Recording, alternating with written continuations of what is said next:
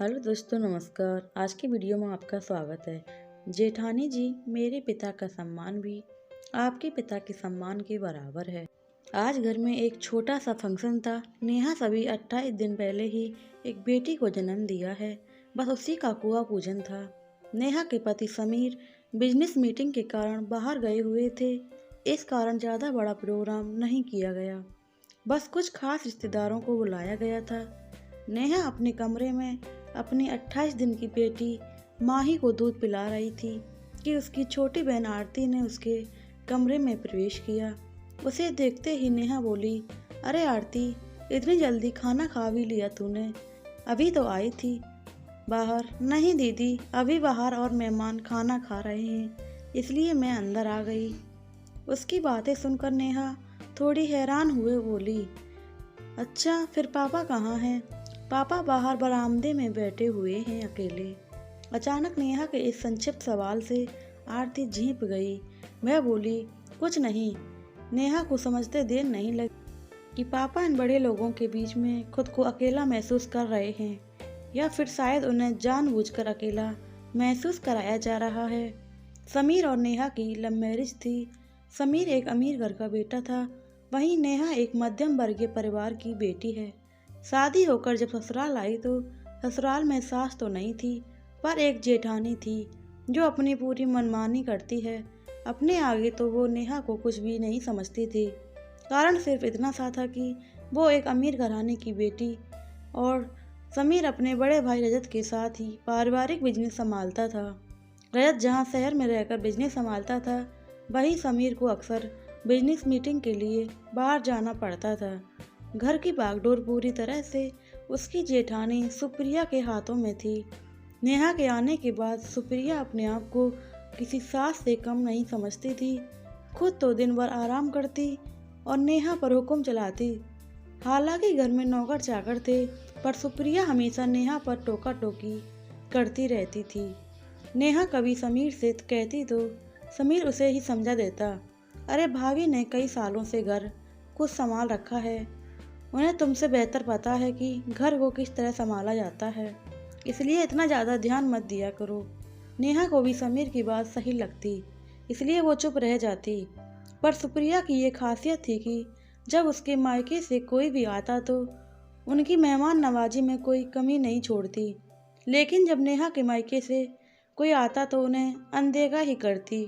और ये बात नेहा को धीरे धीरे अपने आप ही समझ में आ गई। खैर, उसने आरती से कहा, जब पापा को मेरे कमरे में बुला ला, कहना दीदी बुला रही हैं। उसकी बात मानकर आरती बाहर से अपने पापा रविंद्र जी को बुलाकर लाई। क्या हुआ बेटा? पापा ने चेहरे पर जबरदस्ती की मुस्कुराहट लाते हुए कहा। पर उनकी जबरदस्ती की मुस्कुराहट को देखकर नेहा को समझते देर नहीं लगी कि क्या हुआ होगा। जी तो चाह रहा था कि खुद ही उठकर रसोई में चले जाएं और पापा के लिए खाना लगा कर ले आए, लेकिन 1.25 महीने से पहले रसोई में भी उसका प्रवेश वर्जित था, जबकि उसकी नॉर्मल डिलीवरी थी। नेहा अपने पापा से बोली, पापा आप यहाँ कमरे में बैठ जाइए, मैं आपका खाना यहीं लगवा देती हूँ। अरे नहीं नहीं बेटा, क्यों परेशान हो रही है?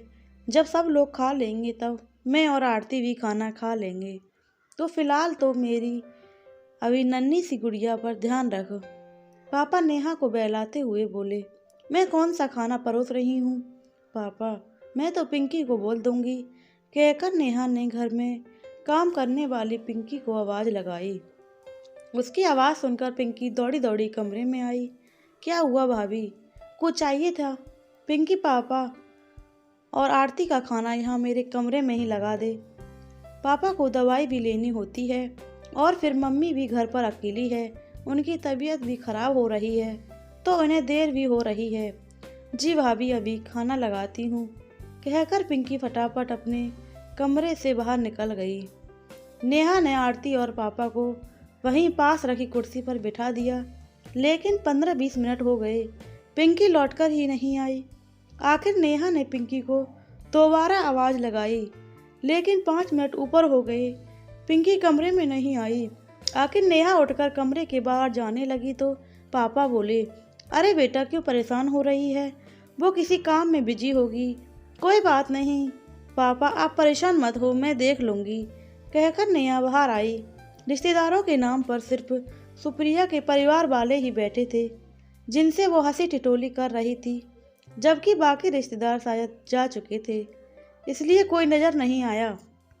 इतने में पिंकी बाहर शरबत लेकर आई और उन लोगों को परोसने लगी।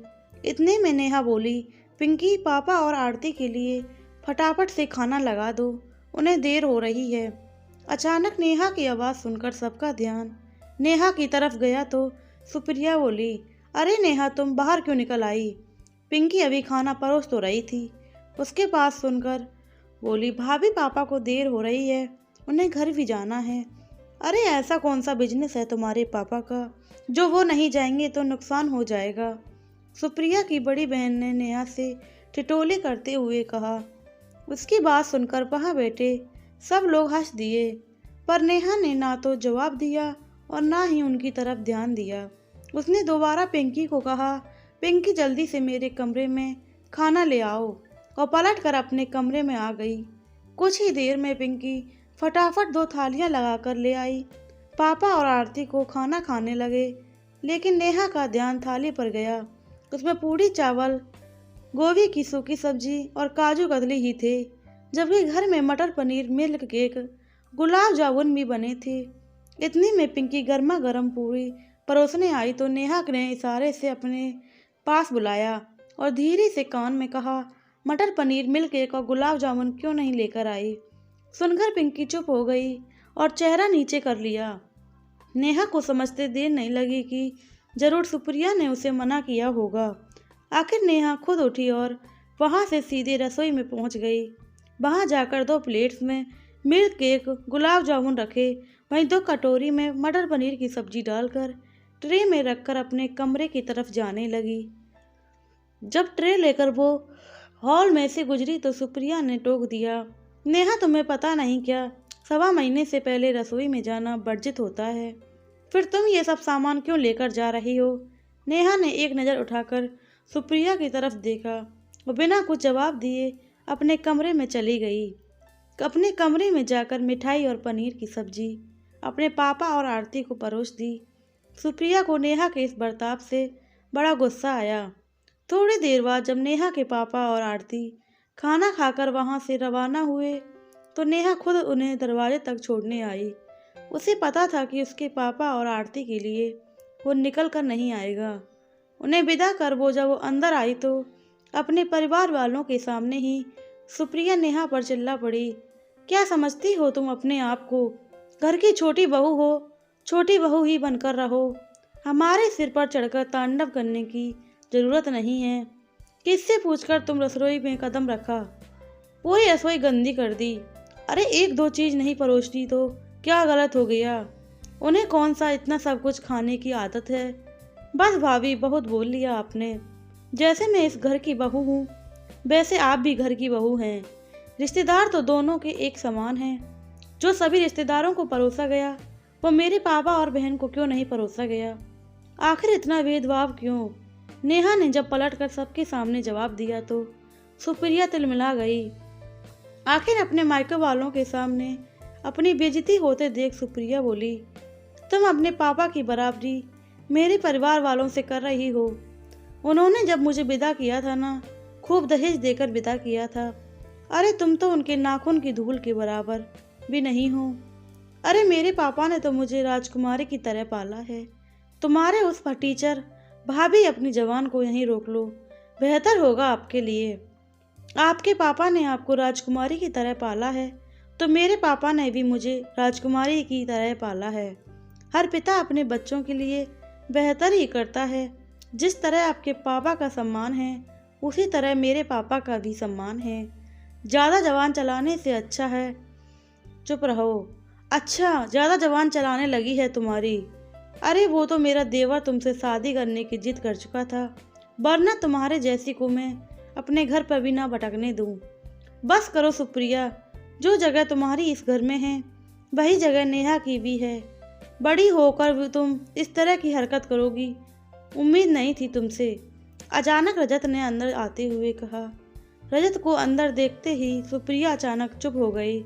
फिर बात को संभालते हुए बोली, अरे आप ऑफिस से कब आए? तभी आया था जब तुम ये सब तमाशा कर रही थी। अंदाजा भी है तुम्हें कि तुम्हारी ये हरकतें इस घर के 2 टुकड़े कर देंगी। आप भी मुझे ही कह रहे हो? नेहा इतने लोगों के सामने मेरी बेइज्जती कर रही है, वो नहीं दिख रहा आपको? 1.25 महीने से पहले रसोई में जाकर रसोई गंदी कर दी। क्या इतना भी बोलने का हक नहीं मुझे? हक बिल्कुल बोलने का हक है, लेकिन जहाँ सही है वहाँ गलत बोलने का हक तो किसी को भी नहीं। अगर तुम ही इसके पापा को सम्मान देती तो सब कुछ संभालती तो इसे उठकर रसोई में आने की ज़रूरत नहीं थी। आज तुम इसके पापा के साथ ऐसा कर रही हो। भगवान ना करे कल को तुम्हारी स्थिति ऐसी हो कि तुम्हें इसकी मदद की ज़रूरत पड़े, तब ये तुम्हारे पापा के साथ कैसा बिहेवियर करेगी तो तुम्हें कैसा लगेगा? हैरानी तो इस बात की है तुम्हारे मायके वाले भी यहाँ खड़े हैं, लेकिन किसी ने भी इस बात का विरोध नहीं किया। सम्मान दोगी तो सम्मान मिलेगा, वरना आज जो कहानी इस घर में हुई है वो रोज होगी। अभी भी वक्त है, संभल जाओ। कहकर रजत अपने कमरे में चला गया। नेहा अपने कमरे में चली गई। सुप्रिया के मायके वाले भी धीरे धीरे वहां से निकल गए, पर सुप्रिया पर इसका कोई खास प्रभाव नहीं हुआ। सुप्रिया में बदलाव न देखकर दोनों भाइयों ने समझदारी दिखाते हुए अपने आप ही घर को 2 हिस्सों में बांट दिया, ताकि घर युद्ध का मैदान न बने और रिश्तों की गर्मा भी रह जाए। प्लीज़ दोस्तों, कहानी अच्छी लगी हो चैनल सब्सक्राइब करें, वीडियो को लाइक करें, कमेंट करें, शेयर करना बिल्कुल